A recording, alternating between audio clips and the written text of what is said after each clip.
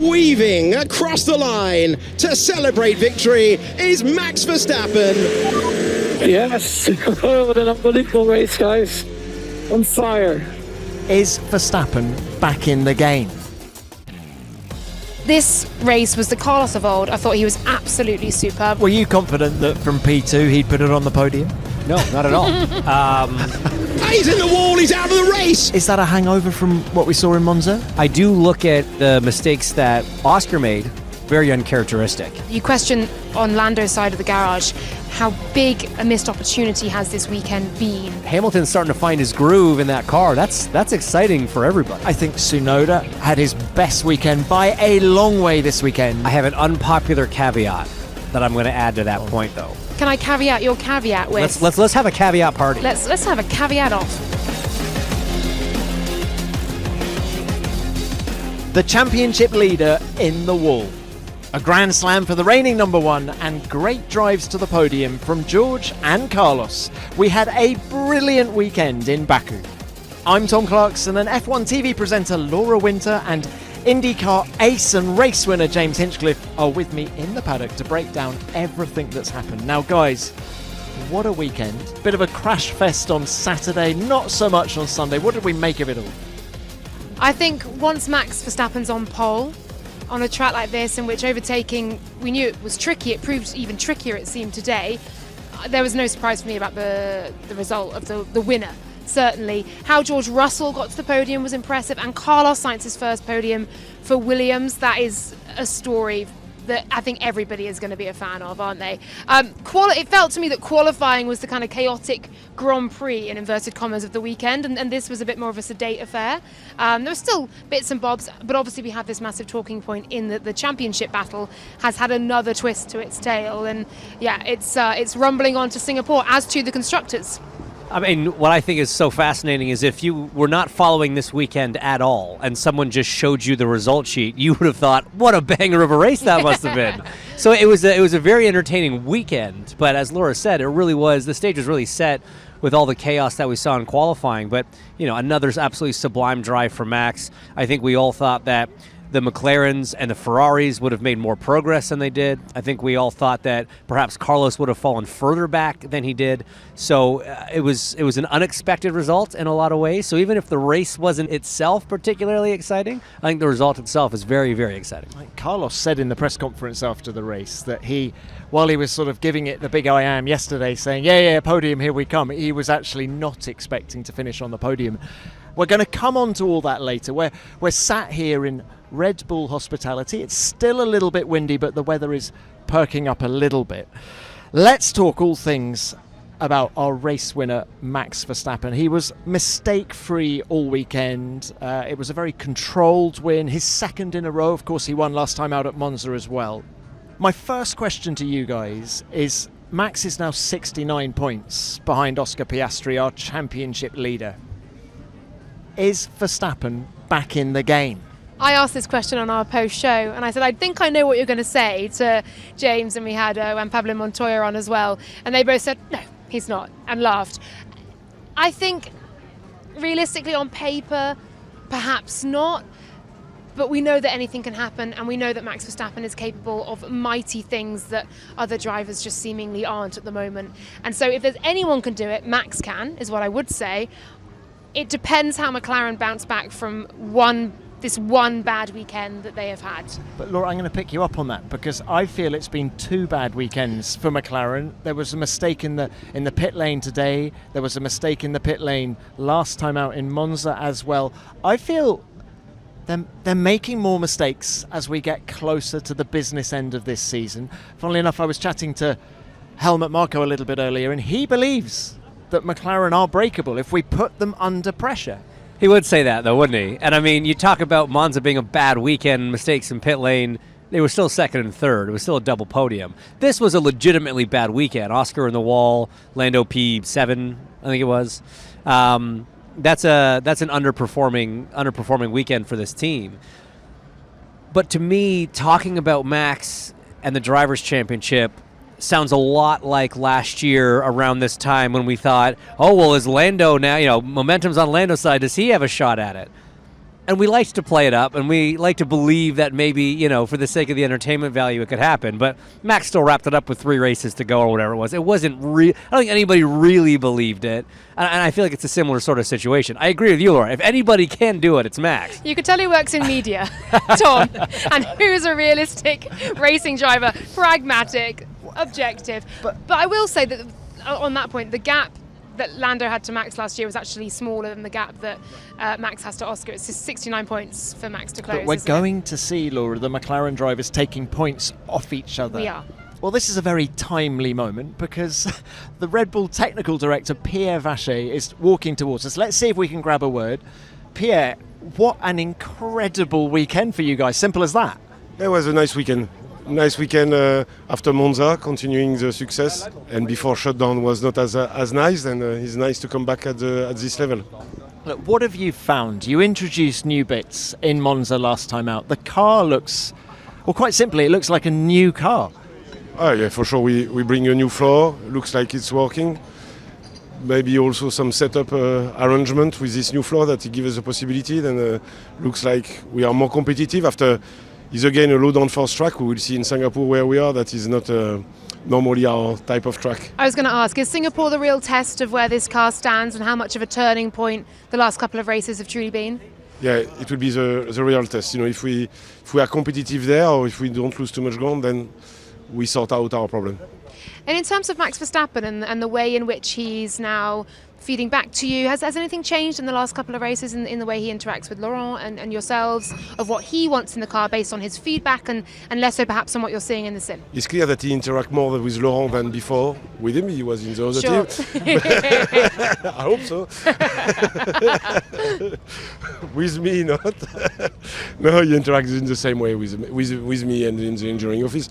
It's just, when the car is working better and we find some, the atmosphere and the snowball effect of it is bringing more and more performance with it. Even more when the driver is happy with the car. In a normal F1 season, you're getting lots of developments throughout the year, and almost every development is about downforce in Formula One. With so much of the resource now moving to 2026, fewer of these downforce pieces coming onto the car and these upgrades of that sort, is it giving the team kind of more time to focus on optimizing the package that it has, maybe working on mechanical setups more so, and not really worrying about where the next downforce upgrade's coming from? Yeah, is one aspect. After the development is still ongoing, not at the factory, but is coming to the car.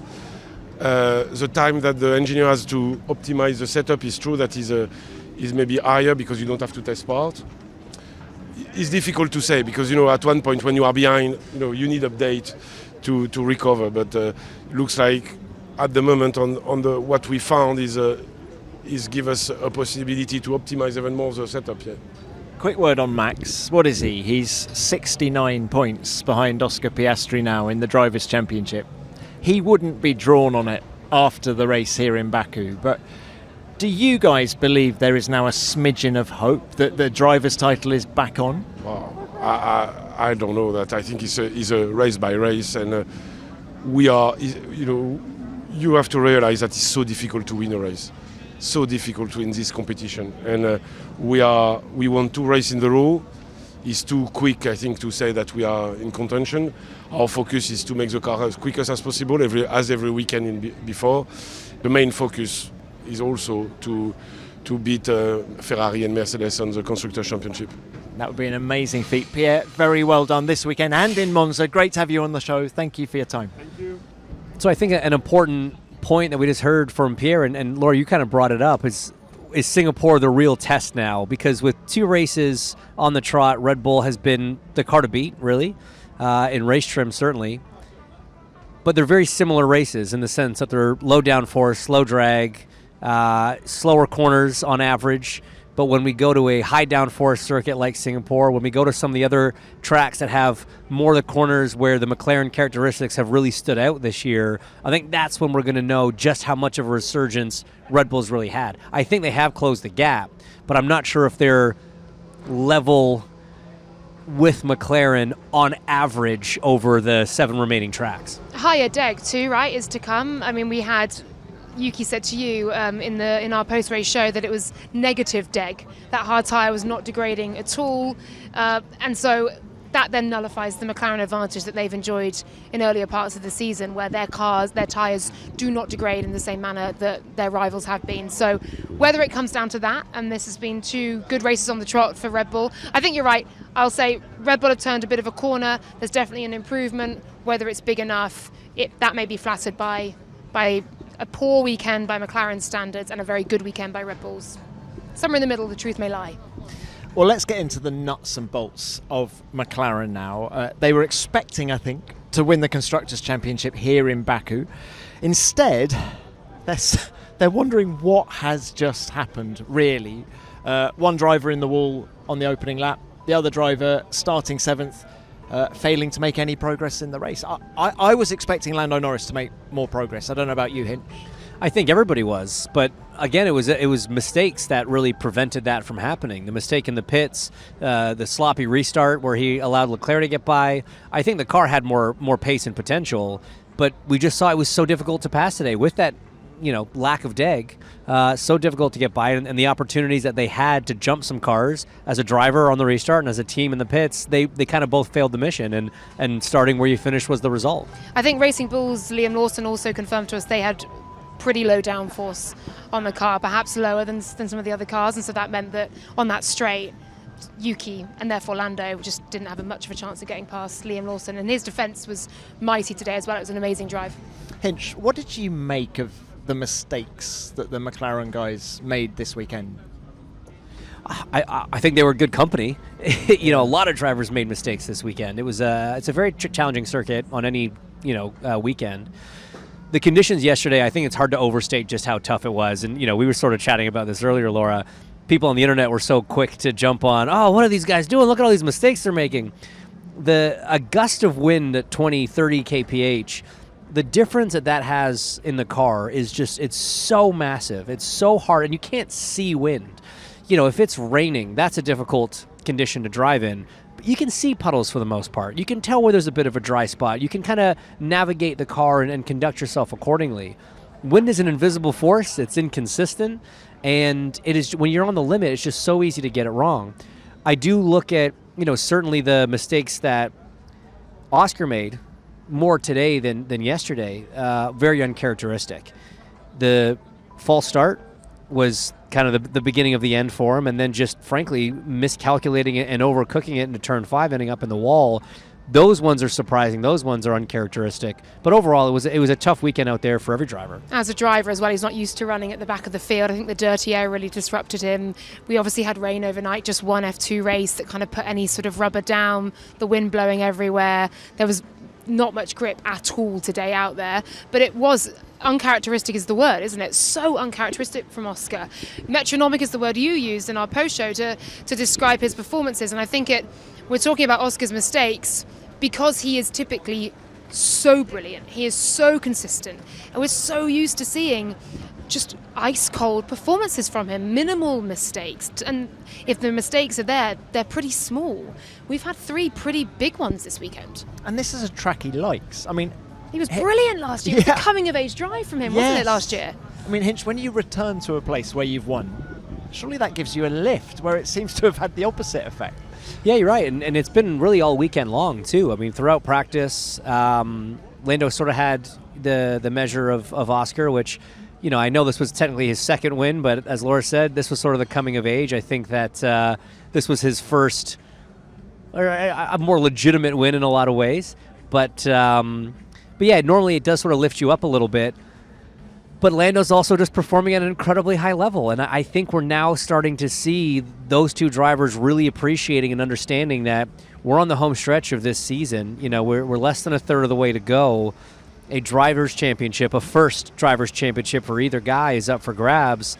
And this uncharacteristically friendly title rivalry that we have going on and we've seen up to this point, I think it's going to start to fracture a little bit as the pressure really mounts. But I love that everyone's sort of saying, the gloves will come off between Lando and Oscar. And actually, we aren't seeing gloves coming off between the two of them. We're seeing external factors impacting the two drivers. You had Max Verstappen, Red Bull's potential uptick in form. If that does continue into Singapore, we do have a real contender here that Red Bull will look to leapfrog Ferrari and Mercedes. By doing that, could close the gap back up to Oscar and Lando as well.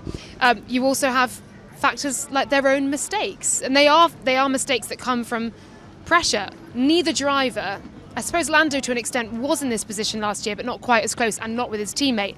Oscar Piastri has never been in this position before. He won F3 the first year of asking, he won F2 the first year of asking, and now he comes here, he's up against his teammate. He's got Max Verstappen, who's coming into some brilliant form once again.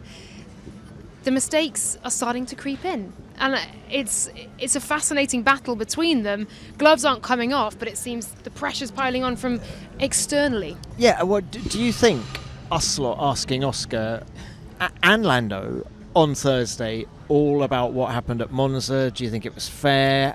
Who decides what's fair at McLaren? It's the fact that they were both missing a beat this weekend, and I think they both were. Is that a hangover from what we saw in Monza? Is it a focus from them on Monza, on team orders, on politics, on pit wall comings and goings, and therefore a focus that takes away from any other aspect? And we're talking minimal 1% here, aren't we?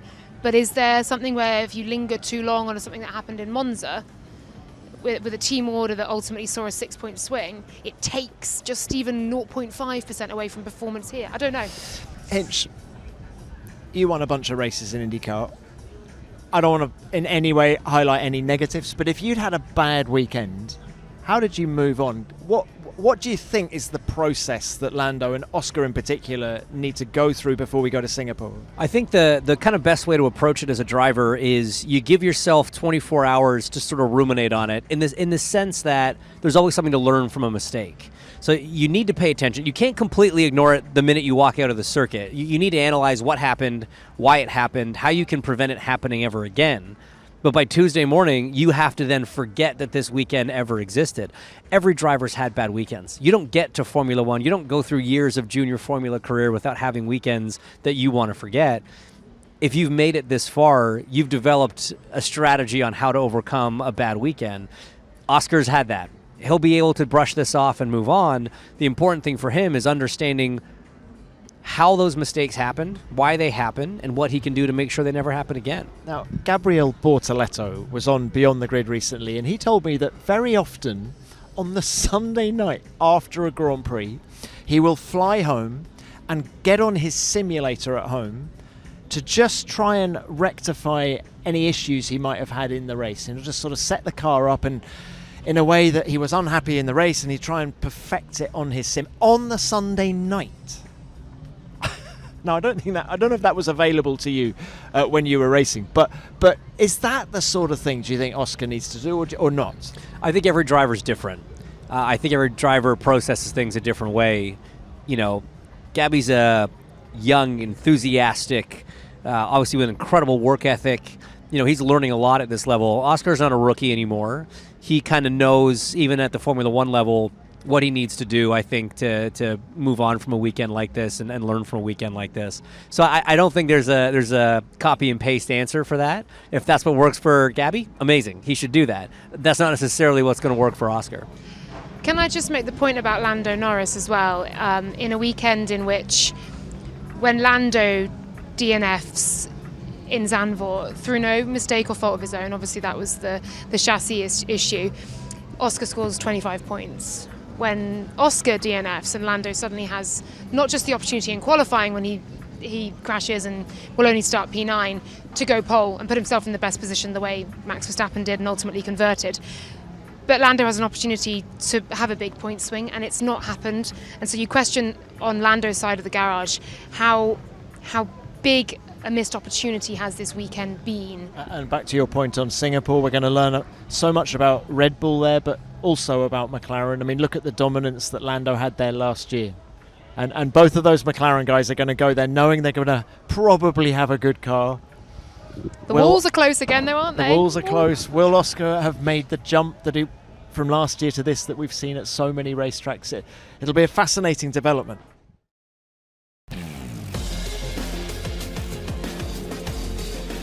For the first time with Williams, Carlos Sainz will stand on the podium. It's Williams' first podium since 2021 and in a full race since here in 2017. Vamos! Vamos! Best podium in my career, guys. You cannot imagine how this tastes. This is my first smooth operation in Williams. And not the last. Carlos, if we could come to you. First podium for Williams, very well done. Look, what was the key to this result, first of all? Probably just nailing a perfect weekend from practice quali to race. It's what I've been looking for since the beginning of the season, just to nail a perfect weekend. I think we had almost a perfect one in Jeddah when we scored maximum points, but then the rest of the season has been really up and down with a lot more downs than ups. Very unlucky in some cases, job not well done in others by me or by other things that was in our control. But I always said to the team from the beginning that as long as whenever a first big opportunity of fighting for a podium comes, as long as we have everything under control and nothing goes wrong and we prove to everyone what we're doing, then and we get that podium, I'll be okay. And it's exactly what ended up happening today. We had our chance starting from P2. Probably if you ask many of us yesterday, we didn't believe the podium was actually achievable with so many fast cars behind. But yeah, it was a very well executed race. Is that what makes this so special? I mean, you said earlier that this tastes sweeter than your first ever podium in Formula One. Yeah, 100%. This one means even more just because of, obviously, a year ago when I put my bet on Williams and I said, I'm going to this team because I truly believe in this project and I truly believe that this team is on the rise. I'm very comfortable in this working environment, also very comfortable with everyone around me. And I've actually been pretty fast all year with the car. I think out of everyone that's changed teams, which is not an easy task nowadays, I've been very competitive from the first race, very quick. But I didn't have results with me. I didn't have results to prove to myself, the team, and everyone that some good things were about to come. No, but in the end, they did. I think life has taught me many times that this sometimes happens, that you have a run of misfortune, bad luck, bad performances, but then suddenly life gives you back if you keep working hard with something really sweet like this. Carlos Sainz, with 3 minutes and 41 seconds of Q3 remaining yesterday, Carlos Sainz was on pole position for the Azerbaijan Grand Prix. He gets pipped in the end by Max Verstappen, of course he would, but what a weekend for the guy. So thrilled for Williams, so thrilled for Carlos Sainz, for James Vowles, his first podium as team principal. And I would say that lap he put in was on merit. It wasn't because the rain suddenly fell and no one can improve. No one generally did improve. I think only Liam Lawson and Max Verstappen really put another benchmark in there on that final run in qualifying. And then in the race, he didn't put a foot wrong. And we've seen, I think it was 11 incidents in 19 races for Carlos so far this season. He's getting used to racing in that midfield pack, whereas before with Ferrari, he's been very much towards, P5 and above. And this race was the Carlos of old. I thought he was absolutely superb. I thought he handled the George Russell threat really well, knowing that, yes, I really want a podium here, but I'll take a P3 and I won't risk anything against George, knowing he's in a faster Mercedes. It's funny you mentioned that he yesterday was saying, I'm going to get a podium. It's a podium. Earlier on when I spoke to him, he said a top 5, top 6 would be amazing. And so I think the podium for Williams today was magic. And I just want to give a shout out to Alex Albon. I think it takes a very big man to jump out of your car immediately and run to the podium to go and enjoy it with James Vowles and the team for your rival and the guy next to you, because Alex is P8 in the Drivers' Championship. He's got a lot more points than Carlos, certainly a lot more coming into this weekend. He's bested him for most of the season on Sundays, on race days, and yet Sainz is the first one to get that podium. That must have been a bitter pill to swallow for him to a degree, but he fronted up, bigger man, and he stood under that podium and celebrated with the team. And I think that is magic, and it goes to show the kind of culture that James Vowles is cultivating down there as well. Hinch, were you confident that from P2 he'd put it on the podium? No, not at all. I Sorry, Carlos. well, I mean, even Carlos said P5, P6. Yeah. I don't think I'm being too unkind. Again, you cannot give him enough credit for that lap in qualifying and to set him and that team up for a strong result. but with so many cars out of position. So yes, he did that time on merit, but let's not pretend like the Q3 order was what we expected going into Q3. 2 Ferraris out of position, 2 McLarens out of position, and ahead of both Mercedes. You'd be forgiven for thinking he'd lose more than 1 spot over the course of a 51-lap Grand Prix, especially if something chaotic did happen, safety cars, red flags, whatever, which, again, we were all sort of expecting. What is just so impressive about that drive, well, that result, because it's not just the drive. The team had to call everything correctly. You know, they didn't have a problem in the pits like McLaren did. They called the tire strategy right. They did everything that they needed to do. He did everything he needed to do. It was a function of being able to convert on a good pace day, and that's where that team, that side of the garage at least, has struggled. And Carlos and I spoke about this in the interview that went out before the race. They've had pace at a lot of these races where he hasn't scored points. The difference between him and Albon in the Drivers' Championship isn't a true picture of where the pace has really been. You look at qualifying, they were even coming in here, so Carlos now actually leads Albon in qualifying. But his side of the garage, whether it was his mistakes, team mistakes, bad luck, which is a part of racing, they hadn't been able to convert on those days when the pace was there. And today, everybody did their job, and it just shows the potential of that team. When you have everything going your way and you all convert, a solid result is possible. You know, you look at the gap, right? Max was, I think, 13 seconds ahead of George at the end. Carlos a further 4, 5, 6 back, something like that. So when you consider that Max beat the McLarens by 20 seconds alone in Monza, that still puts him in kind of a top 5 range, even with everybody sort of running where they should have been. So again, I just think it was a phenomenal result, and it was great to see Carlos get rewarded for the faith that he's put in Williams by going there and believing in that project long term. And again, for James Vowles and what he's done with that race team over the last, however many months, incredible the turnaround there. I could not be a bigger James Vowles fan. I'll be honest. We've had him on almost every show this weekend, and I love hearing him speak. I love how he speaks about the team, even on the grid, standing there P2 on the front row, even knowing it may not necessarily end up, as high up the field. He was so proud of the team, and yeah, I think he's amazing. I'm the captain of the James Vowles fan club, president of the James Vowles fan club. Number 001. Oh, I don't think so. I think there's a fair few of us. I think there's a fair few, but I think he's doing a sensational job. Hinch, you were talking about the faith that Carlos has in the team. The team has faith in him. Interestingly, just before I flew out to Baku, I bumped into Matthew Savage, who's the boss of Doralton in London, just randomly in a pub. And quick hello, and his last words to me were, I really hope Carlos has a good weekend in Baku. So it's completely mutual, that the respect from driver to team, and you kind of wonder where it goes from here. In the press conference, Carlos said, this might be it. Our next best chance will probably be Vegas. He said in Qatar, we probably won't even finish in the points. So, but he's such a realist, isn't he?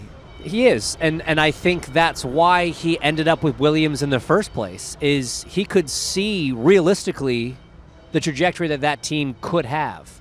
He knew it wasn't going to be an overnight thing. He didn't want this to be a short-term deal. He was always in it for the long haul, and the long-term vision that James had and that he presented to him, Carlos could realistically see coming to fruition. And I love the fact that they're not going to look at this now with sort of false hopes for the rest of the season.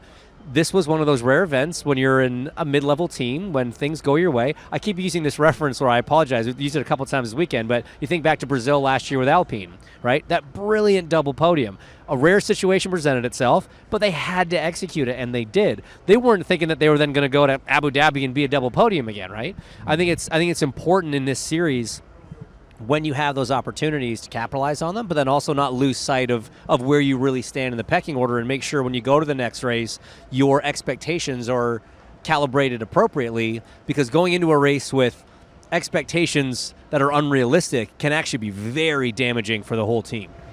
And Carlos jumped from P18 in the driver standings, which was, that's so surprising to see a name like Carlos Sainz down there. He jumped up to P12, and he's scored almost as many points today as he has done all season.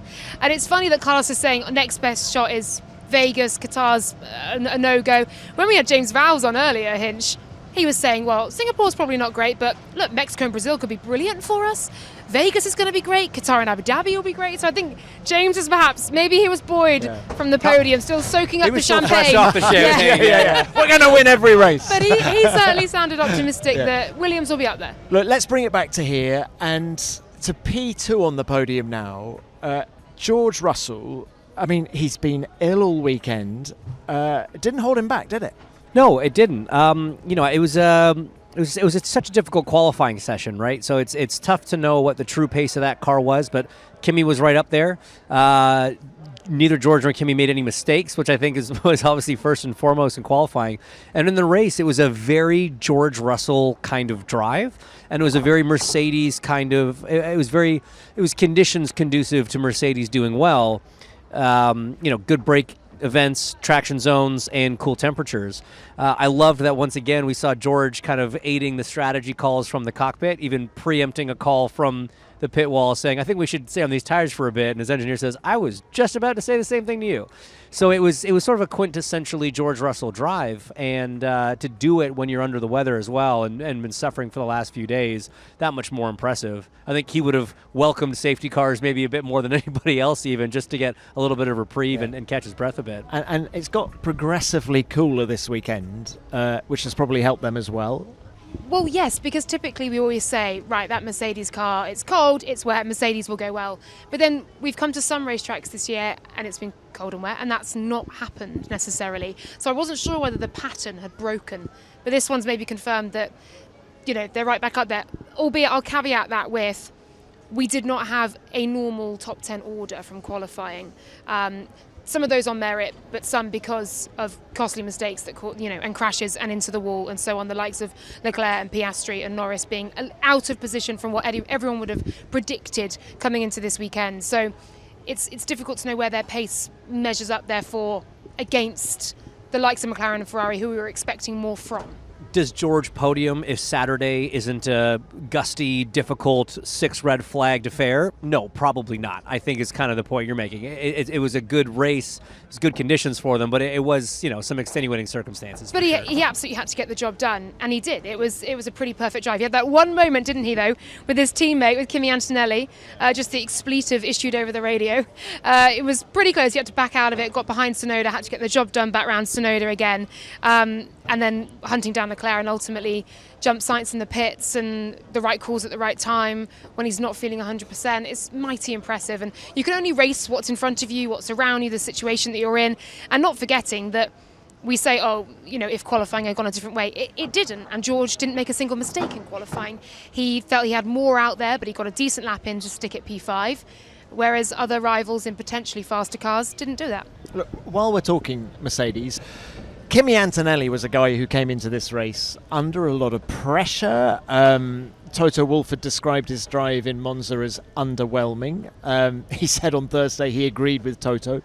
But it was absolutely clear that he was a young guy under pressure who needed to get through this weekend without making any big mistakes. The most difficult conditions of the year so far with all the wind, as you were saying earlier, Hinch.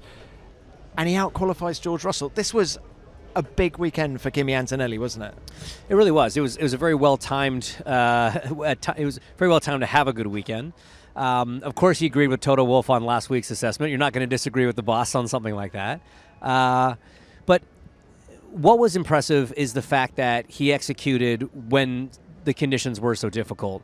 But we've seen that before out of him. I think back to the very first race in Australia. I mean, he was exceptional in some of the most challenging conditions I think these drivers have seen all year. You then have to add into the fact that this was a strong Mercedes track. Some similar characteristics to Montreal in the sense a lot of long straights, a lot of big braking events, a lot of big traction events. So the car's in a good window. And for me, whenever the car's in a good window, Kimi can perform. He's right up there. Where he struggles is when the setup's a bit off, when the car's outside the window. George can still pull up 4th, a 5th, a 6th out of it. Kimi's struggling to make Q3, struggling to get in the points. So while it was high-pressure situations and difficult conditions that he did a great job in and managing those pressures based on Toto's comments from last week, I still want to see them go to Singapore, where maybe they're not expected to do as well, and I want to see him closer to George. I expect both of them to be up there in Vegas. I don't necessarily expect that at Austin. But I want to see him closer. I think that's what he really needs to prove, is that when the weekend for the team isn't going well, he can still keep pace with what George is able to do. But there's no substitute for experience, right? And experience is the issue here. Is that what you're pointing at? Yeah, absolutely. I think you see it up and down the grid with the rookies. When the Haas car's in a good window, Behrman is very strong. When the Sauber's in a good window, and it has been lately, Bortoletto's been very strong. The Racing Bull, seems to always be in a good window, so Hadjar is always strong. But you do see that separation from the rookies and the experienced drivers when the team is struggling at a particular event. So Kimi's not unique in that sense, I don't think, for the crop of rookies this year. He's just at a higher end of the grid, so it's a little more under the spotlight. I think I give Kimi a lot of credit for this weekend, though, because he's come off the back of, firstly, an underwhelming, by Toto Wolff's assessment, home Grand Prix. Of course, he had a torrid Emilia-Romagna Grand Prix earlier in the season, and he endured a really difficult European season. And I think the Kimi that walked into the paddock and in Australia is perhaps not the Kimi that we saw walk out of the Monza paddock. I think from walking in as the rookie to watch, the next big generational talent, to then having some really difficult results and having to weather a bit of a storm, and then literally weather a storm here, a windstorm here, and to come away to out-qualify your teammate, even if George wasn't feeling particularly well, Kimi still got the job done when it mattered. I think it took a lot from him, and I'm really impressed with Kimi this weekend. I think he was excellent, and I think that P4 was on merit and very, very well deserved. We're still waiting to hear from Mercedes about, confirmation of their 26 drivers. I think George Russell is a given. He's having a fantastic season. Would you guys sign Kimi Antonelli again? Because can I just preface that with, there was a story in the Italian media going around just before this weekend that Antonelli's off to Alpine. Now, I don't give any credence to that myself. What would you guys do with Antonelli? You have to remember, Antonelli was never supposed to be in the car this year. In the grand master plan that Toto Wolff had cooked up, Lewis Hamilton was still going to be in the car. He was going to give him one more year. Antonelli was going to get that second season in Formula 2, a little more TPC testing, some more FP1s, and then they were going to throw him into the deep end. By having to fast forward that program, I think you almost have to treat this year as a bit of a mulligan. It gives him the opportunity to do some learning as a rookie. Yes, unfortunately, it is on the main stage in front of everybody. But I think if you're Toto, you've developed this kid from a very young age. You have spoken about the generational ability and the faith that you have that he's the next Max Verstappen. It's a pretty big shot if after 1 year you thought, no, I don't think he actually has it. And I think he's shown enough in terms of the pace and the potential. I know Max did it, but Max is different. He's a different breed. Even the other drivers, as competitive as this paddock is, all the egos that you see among racing drivers, even this group can get together and agree on one thing. Max is the best guy. They just do. And so again, I if I'm Toto, I'm keeping Kimi. You have to give him a second season. If anything, it's a blessing and a curse that he got pushed up early, because now he can kind of take this learning year, get that all of the way. The real assessment of Kimi's abilities, I think, has to start next year. Well, we will see what he can do next year if he gets re-signed. I think it really does level the playing field, I think, next year with the change in regulations. It's such a huge change. And I'm guessing, yes, great, let's try and get P2 in the Constructors' Championship. But almost more important is building Kimi Antonelli for the future, not putting pressure on him. And let's not forget, he's up against a damn good teammate. That doesn't help, certainly. But from the learning standpoint, it's a good thing. But it's interesting because sometimes when there's too much of a white glove treatment of a driver, they get, complacent's the wrong word, but they know that they're protected. Every time they make a mistake, it's, put her there, pal, you're okay, don't worry about it. By Toto Wolff sort of changing tune, I wonder if it was a very deliberate change in approach to remind Kimi that, well, yes, we do want you to succeed, we will support you to get there. This is still Formula One. This is still a performance-based business, and you do still have to deliver on the racetrack. And so I wonder if that kind of helped light the fire under Kimi and really reminded him, like, oh yeah, Toto's my guy, but at the same time, he's got a responsibility to the shareholders of Mercedes to make sure the two best drivers are in the car. I got to make sure I'm one of those drivers. It's a bit of a tough love approach then, isn't it? But you say Kimi needs a bit of confidence and that reassurance. What better confidence and reassurance can you get than a contract, right? So it's kind of almost a vicious circle of the longer we wait to hear whether he's signed, is that more disruption in Kimi's mind that he's not secure enough, and does that then affect his performances? And equally the other way around. But is the his insecurity helping his performance? Yeah. That is he like, oh my God, I got to do this. Yeah, Maybe I'm not going to be around next year. I've always said that this paddock is fueled by paranoia.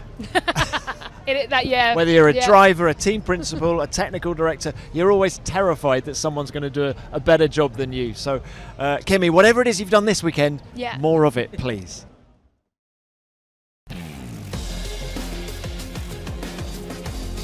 It's Yuki Tsunoda versus Liam Lawson. Liam Lawson with the momentum, with the DRS, and with 5th position as it stands. He's jumped the man who replaced him at Red Bull. Lawson Tsunoda. I felt there was a lot going on in that battle, not just on track. You know, you've got the guys swapping positions earlier in the year. It feels like they're both fighting for their Formula One futures. And they both delivered. I know Lawson finishes ahead in P5 and gets that amazing qualifying of P3, but actually I think Tsunoda had his best weekend by a long way this weekend. And you know, you're comparing Lawson with Hadjar, who is clearly a talent, but we don't know how good. We're comparing Tsunoda with Verstappen, who we've agreed all the drivers on the grid will say is the benchmark and could be one of the best ever. And Yuki really delivered. He did, and what I liked was we chatted to him in the post-race show, and his approach and the way he explained and described that final stint was it was so mature. There was a maturity to it that I certainly haven't seen a lot out of Yuki, and that's not a shot at him. It's not that he's been immature, but this was just the next level. Because it doesn't seem like they're both driving for their Formula One careers, Tom. They are absolutely both driving for their F1 careers. And he's staring at the gearbox of his biggest obstacle to retaining a seat in Formula One. But he said, I was thinking about the team. You know, I didn't want to do anything that would jeopardize Max's race by maybe creating a safety car. He was thinking so big picture and accepting, hey, 6 is not where I want to be, but it's better than I've been. The team will be happy to bring this home. I can't make a 50-50 move. It's got to be a 90-10 opportunity. And then on the other side, credit to Liam. He never gave him that opportunity. He did a great job under immense pressure for that whole final stint. So I think both drivers leveled up in a big way and proved it, you know, this weekend. I thought to myself watching it how symbolic that it's these two who firstly are holding back the likes of Norris, Hamilton and Leclerc, but are also battling on track. It's not just for P5, is it? That wasn't just a P5 result that they were fighting for today. Lawson with his best ever, Yuki with the season best. And Yuki's also mentioned to us that he does feel he's turned a bit of a corner. It's come obviously with the car perhaps turning a corner as well, but the car also coming into a better window for Yuki. He's got new parts on it that are working for him. Laurent bringing them midway through weekends, for example, in Belgium, to really ensure that he's back up to a level playing field, and that he's been working really hard on the long run and making sure he can capitalise on that each weekend, and he's seeing that then come to fruition, because he said, look, qualifying may be good, but tomorrow's the test for me. This was after qualifying. Today, so race day's the test in terms of that long run pace and how actually I go in race pace now, and the changes that he's been making both to his driving style and to the car setup come to fruition, and they did. I get that the points are delivered on Sunday and that's where he's been struggling, but actually yesterday's qualifying was huge. Look at the drivers who made mistakes in those difficult conditions, and he put in his best qualifying of the year and never looked like shunting either. I have an unpopular caveat that I'm going to add to that point, though, because I agree. Anybody that didn't hit the wall yesterday, kudos, because many did. Many very talented drivers did. Had we had a more traditional session where conditions were not extraordinarily difficult and we didn't have 6 red flags and all these drivers going out, where would Yuki have been on the grid? Would he have been 6th on merit had Oscar not crashed, had Lando not brushed the wall, had Leclerc not crashed? Maybe, but I think there's a little bit of an asterisk beside it because, again, in the race, we were expecting those cars to be able to make progress for a myriad of different reasons. No car really made a lot of progress today, so he finished where he started. But had he started 10th, would he have finished 10th? Had he started 12th, would he have finished 12th? So it was a great result. I just was complimenting the maturity that I think he's showing. I do want to see again him back this performance up in a bit more of a traditional session, be close to Max, and be able to keep that second Red Bull up in the first 3 rows where Max can consistently keep it, but the other car's been struggling. Can I caveat your caveat with? Let's have a caveat party. Let's have a caveat off. Let's go. You've got to race what's in front of you. You've got to drive what's in front of you. And the fact that we see Leclerc, 4-time pole sitter in the wall, we see the guy leading the championship in the wall, not just in qualifying but also today, and Yuki doesn't make a mistake and doesn't make a mistake in defending either. But it's a pace game. This is a performance game. I know, those results came because there was mistakes made in a difficult situation where everyone was pushing to the limit. Is Yuki's limit just not high enough to have been as on the edge as Piastri, as Leclerc, etc.? Hinch, I think he's gone over the limit too often, and one of the reasons he survived so well yesterday is whilst the Leclercs and Piastris and Albons were being too greedy.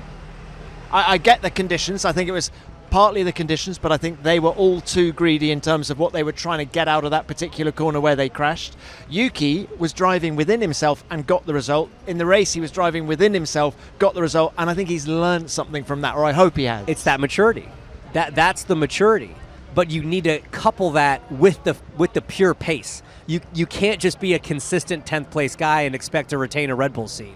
So I 100% agree. He is making great progress in a lot of good ways. There's still one area he needs to improve on, and that's flat-out pace. I guess you're asking, is that his ceiling?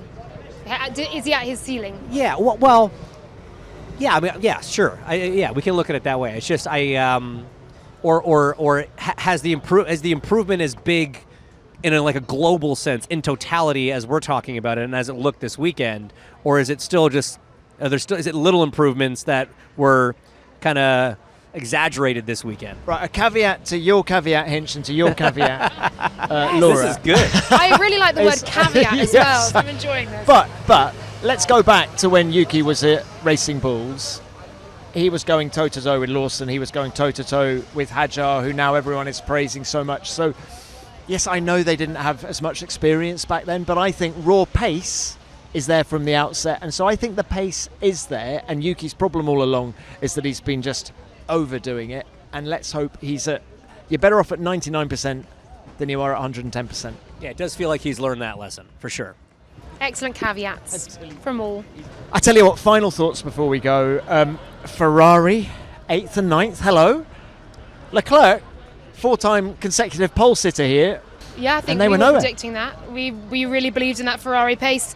I think Lewis climbing from P12 to P8, there's something to be said for that, especially on a weekend in which it looked really difficult to overtake. But I'm not sure we really talked at length about Ferrari in our post-show. They were in there with the fight. It could have been a P5 result. Ultimately, it was P8 and P9. Leclerc was then beaten by Hamilton. It just seemed a horrible weekend again for Ferrari. And P1 Leclerc, sorry to interrupt. No, go P1 ahead. and P2 on Friday afternoon. Exactly. Yeah, I don't know what happens to early Ferrari promise and pace and how it comes undone through the weekend, whether that's in tyre deg, whether that's in car setup and ride height, whether that's in decisions on the pit wall, drivers not agreeing with them. There's always a little something. There is. I mean, again, qualifying was so unique this weekend. But I got to say, and it was actually, Montoya on the post show that kind of highlighted it. I hadn't really thought about it because 8th and 9th just seems like such a transparent result. Like it's a bit of a footnote. But in a race where we were expecting a lot of the out of position cars to make big ground, and almost none of them did, Hamilton from 12th to 8th and beating Leclerc, that might have been one of the drives of the day. It was kind of hidden and not really talked about. Obviously Max, obviously Carlos, obviously George. But I think behind that, Hamilton's drive, he actually made some progress. He beat his teammate. He was so much more confident in his race car this weekend. He visibly looked lighter and more enthusiastic and happier to be at the racetrack than he has for quite some time. And I really, truly hope that whatever it is they found, because we've seen this in sessions maybe over the last, half the year, in maybe over a day, but it's never over a weekend. He really carried that optimism all weekend long. Even after the poor qualifying, going into the race, he was still optimistic he could make some ground up. Relatively speaking, he did. I really hope that whatever they found translates to other racetracks, because Hamilton's starting to find his groove in that car. That's exciting for everybody. Ferrari's been a team of moments this year, isn't it?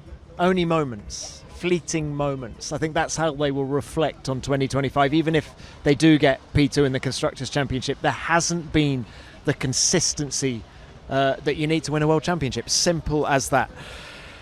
Well, guys, it's been an absolute pleasure. Look, next segment, driver of the day. Have you just mentioned who that is, Hinch, when you were talking about Hamilton? Is he your driver of the day? Oh, I mean, it's tough. It's tough to take anything away from the top three. He's honorable mention at worst. You know, I mean, you got to. The fans voted Carlos. I'm going to support that as well. But honorable mention for sure. Who's your driver of the day, Laura? This is just the order, and I can pick out three names from there. Obviously, Carlos Sainz, absolutely do not disagree with. You've got a feel for Max with victories like this, where he's barely on the television, he's so far ahead.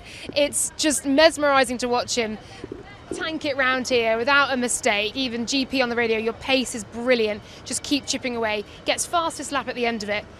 Grand Slam of a weekend in a car that perhaps on the Friday didn't look like it was going to be quite in the position it was in.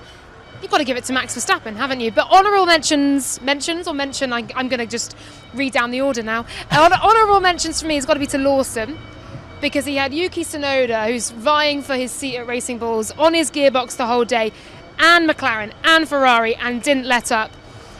Antonelli not buckling under the pressure, and Tsunoda, best result of the season for him. So I've not made a decision. No, you're not getting away with that.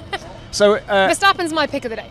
Verstappen for you, Carlos for Hinch, and I'm going to go for George Russell, actually. There you go. Under the weather the podium all covered. weekend. We got the podium covered, yeah.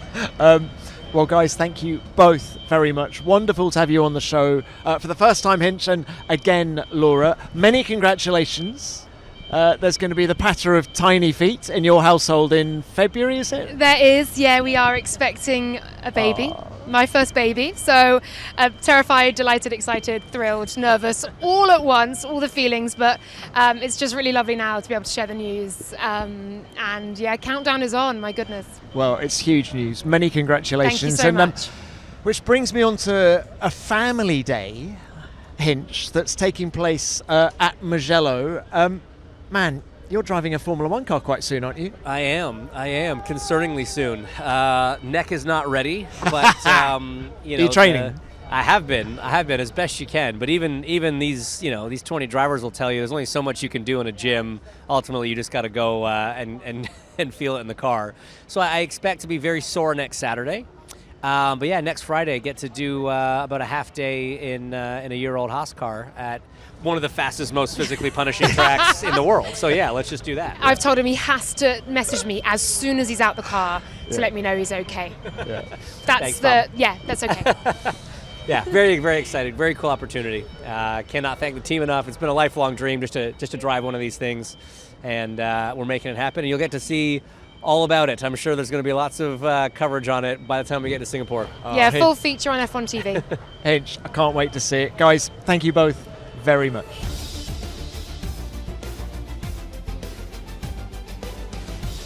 For more reaction and analysis from Baku, please go to f1.com, the official F1 app, or at F1 on social media. And you can also watch the highlights on the F1 YouTube channel.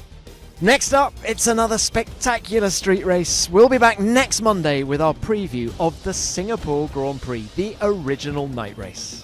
Thanks very much for listening. F1 Nation is produced by Formula One and Audio Boom Studios.